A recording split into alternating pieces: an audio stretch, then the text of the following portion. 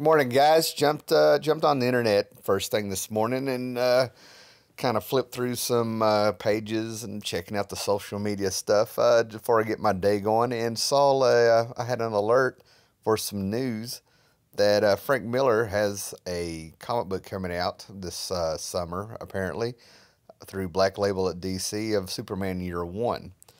This is actually quite significant for me as a collector. When you've collected books for a long time, and you go back to the days where you would read interviews in magazines like Wizard and Comic Scene, you had no internet. You would read editorials, things in the back, have these announcements of people like Frank Miller coming out with new books. You would sort of wait on projects that they would hint at wanting to do. They would act like maybe they couldn't get it done through editorial or DC, or they had the dream. And Frank Miller is really, before I get to the big announcement there of his Superman Year One there, Frank Miller is really interesting to me because I've actually followed his career, but I found him through his non-traditional books, if you will, considering how Frank Miller was huge on his Daredevil run, where he brought in Elektra, Dark Knight Returns. Ronin ended up becoming a little bit of a thing there when people went back to look at his previous work. But I ended up finding Frank Miller through DC through two books. An ad, this is why you can't really trust Wikipedia and a lot of things online. You really have to get your hands on the books and go through them and little details here. Like he had a hand in Batman and the Outsiders, a book which I started collecting when I was 10 with number one right off the stands back in '83. And in some of the ads and somewhere in the Batman and the Outsiders book, Frank Miller actually helped create a character or two. Um, this is a Batman and the Outsiders annual that, if you look really close there, Frank Miller actually did the pencils and Jim Aparo ended up doing the inks on this, I believe, or maybe it's the other way around because the signature down there's never really been popped. Those are Aparo faces on most of them, but those are definitely Miller poses, if you will. But anyway, I also found him through Superman because he did these outrageous covers that I'll go through here on Superman The Secret Years. This is a throwaway 4-issue miniseries that DC came out with. If you're a Superman fan, you might like it. But The Secret Years are considered the years where Superboy decided to become Superman. Think of it kind of like the college years. And Curt Swan, who had been doing Superman since the 50s, I believe, late 50s, early 60s there, became the Superman artist.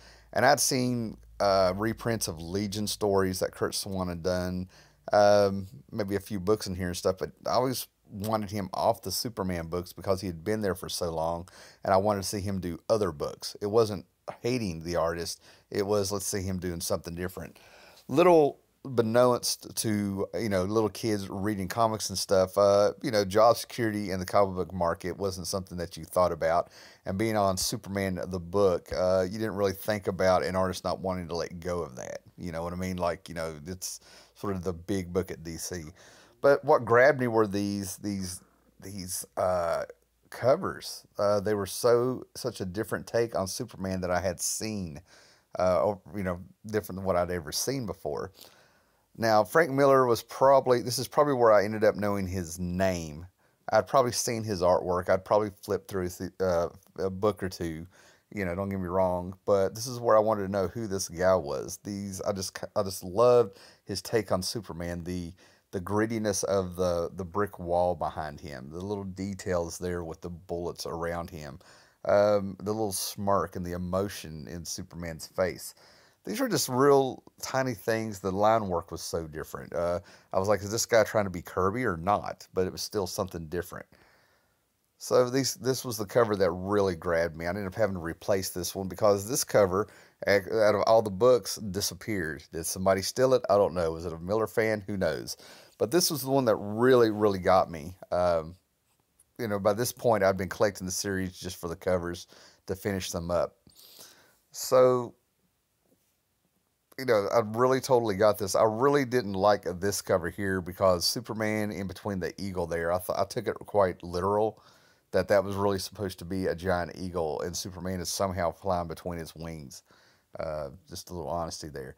And then this cover here, I saw this in advertisements and ads in the books, and finally got this. But it's always Miller's take to have.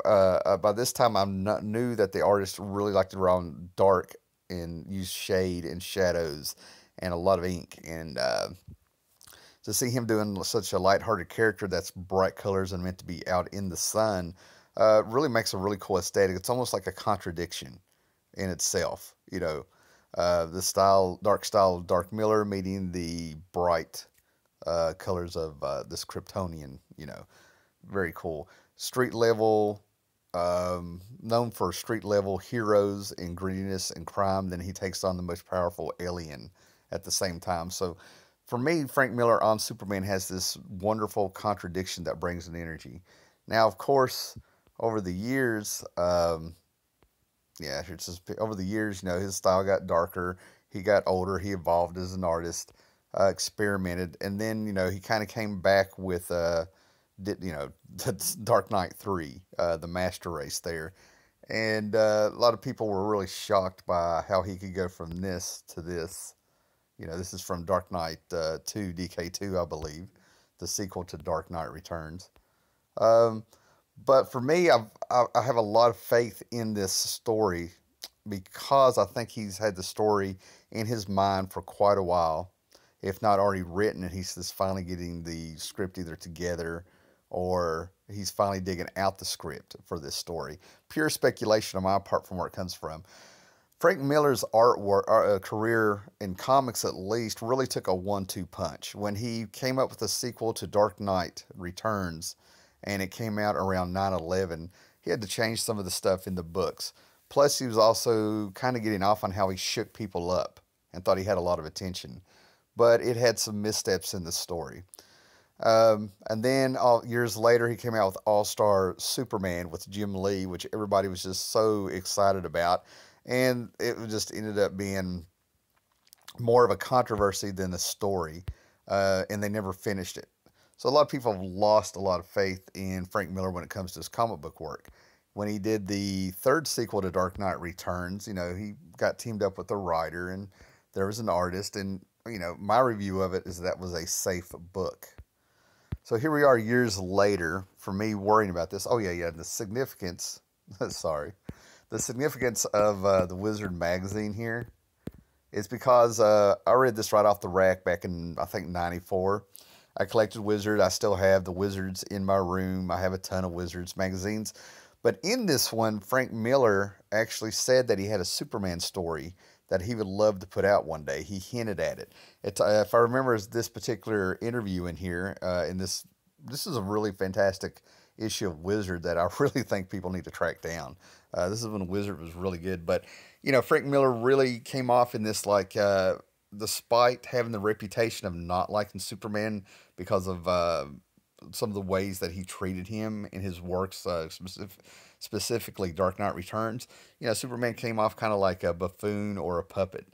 People had criticisms, but Frank Miller really came off here like he was just burning and itching to have this Superman story told that he had. Years later, he did an interview where he was asked about Superman again, and people took it again quite literally, didn't quite get the sense of humor in it where he was saying that he hated Superman. He said, "Of course I hate Superman. Who wouldn't hate the character who could fly and was good looking and could do anything and came from another planet?" He was talking about envy and jealousy of wanting to be Superman, but he's just human. It was tongue in cheek. It was from a writer's approach on motivations for the character, where it comes from, people reacting to him. In other words, he's got the character so much in his head, it's almost a real person to him, to where he gets past the fandom, the love of the character, and really is able to react to him like a writer in other characters, if that makes sense. So let's get rid of this and get to the article. Hopefully, it'll come straight up. Okay, yeah, here we go. Let's see if this is going to work. Okay, on Deadline here, give it a minute to size back up. Superman Year One, Frank Miller and John Romita Jr. take on the Man of Steel.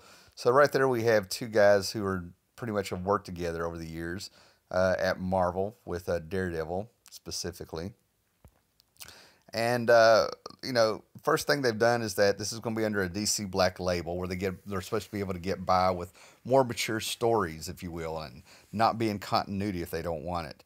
But Black Label, DC's Black Label has been a disaster, as well as their Vertigo books have been a dumpster fire. So this article really makes sense that they're bringing in Frank Miller, and they're talking about how we get his credentials over books he's done over the years. They show us all three covers. They show us that they're pretty much complete with the arc. So basically, they're just showing you that this is ready to go. It's coming out this summer. Then they bring in John Romita Jr., who they give his credentials here. And John Romita Jr. did Superman a few years ago with Jeff Johns, and his art style really isn't for everybody. I'm a fan, but I'm a fan. I've ended up watching his career over the years, and I went from really wondering how he made it on the X-Men to where he started blowing me away on his Punisher books, and really in the '90s, I think he came into his own. Long story short, because we're just going to get in there, but they're showing how I think it's 3 or 4 issues. What do we got here? Superman Year One is a coming of age story for the future Man of Steel, featuring a young alien boy just trying to find his place in the new world. Faced with the need to hide his heritage and powers in order to survive, Clark will find his humanity through the grounding of the Kent family and the relationships that will define the man he will become. Told by two of the most revered voices in comics, Superman Year One is more than a superhero story. It's about the choices made by Clark Kent on his path to becoming a legend. It's a testament to the importance of choosing to become a hero. And then they kind of touch on this connects Superman to a project that Frank Miller did with David Mazzucchelli, Batman Year One, back in the '80s. So they're giving the credentials. They're talking about these guys being storytellers and in the business for years. I mean, they're really trying to come out and put faith that this is complete. We've got people who have done comics for years. They have great credentials. It's really pushing this book to do damage control. And the other thing that kind of gets me is I'm kind of curious if people are complaining about Romita Jr. doing it. His take on Superman, it was really split with my perspective on people either liking his stuff or wondering why he was there. I personally like Romita Jr., but I've never figured out why they put him on Superman. He to me he'd be a perfect Batman artist. There was a Batman Punisher crossover in the '90s that came out that he did the art on, and I loved his take on Batman and Robin there. I think Robin was in it. Yeah. So here we go. Some comments. At this point, I'm not sure if Miller's the man for the job.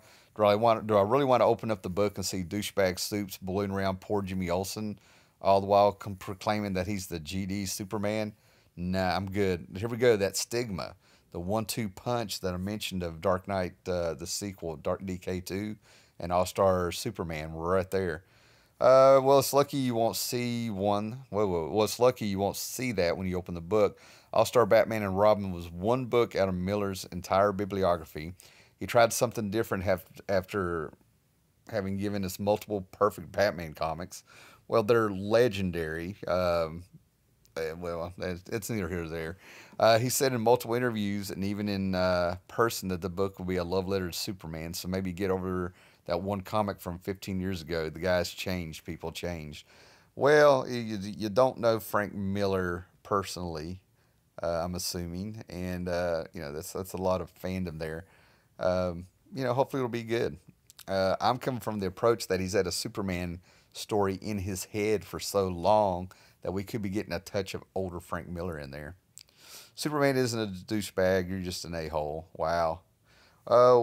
Why does the art have to suck? Superman needs a better artist. What about Jim Lee, Gary Frank, George Perez, even Shiver?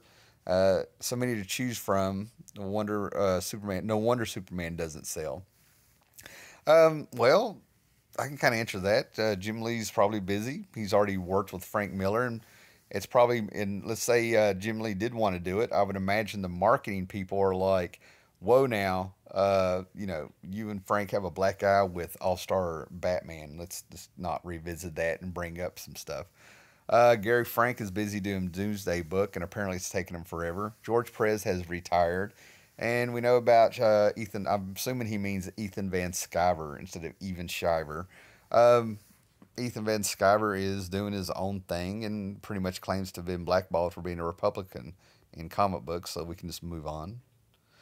Sorry, but Frank Miller has been Frank Miller in way too long. His Daredevil run in the 80s, along with the Batman, The Dark Knight Returns in year one, are pure gold and always will be. I think it's time to pass the reins now. I don't know if that's fair. I don't know if that's fair. Maybe Frank Miller's going to go out on a high note with Superman. Wouldn't that be fantastic? That he became a superstar. I mean, he became a star with Daredevil, superstar with the Batman. Uh, had went up and down with a few other projects. And wouldn't it be great if like Superman was so good that would be his high point that he went out on? That would be fantastic. Yeah, and they get here we go. Frank Miller is a great storyteller. He is a great storyteller, but his artistic style is not my taste. Romita lacks even the basic understanding of anatomy and is crudely represented. Well, it's about storytelling, I think. I mean, we all have our taste in art, and I wasn't surprised. That's what I was specifically waiting on, was to see if somebody was going to go after Romita. And then here we go. We'll give it a chance. I know Frank Miller doesn't have the most dignified track record with the Man of Tomorrow, but I will give him the benefit of the doubt. I'm willing to take a risk and give his book a chance. And at the very least, the artwork for the covers look decent. And there we go. I think that is the most balanced comment there. And that's how I want to approach this book. So I'm actually kind of looking forward to this, and hopefully we'll have one book coming out of the Black Label line that's just going to come out and be a comic book. Not have the controversy and delays and wondering if it's going to finish and stuff. And like I said, I've pretty much given up on this new DC Vertigo with its dumpster fire, Border Town, and all the other stuff. So hopefully we'll get a decent series, old school's just a decent series from DC here with Superman. All right, later, guys.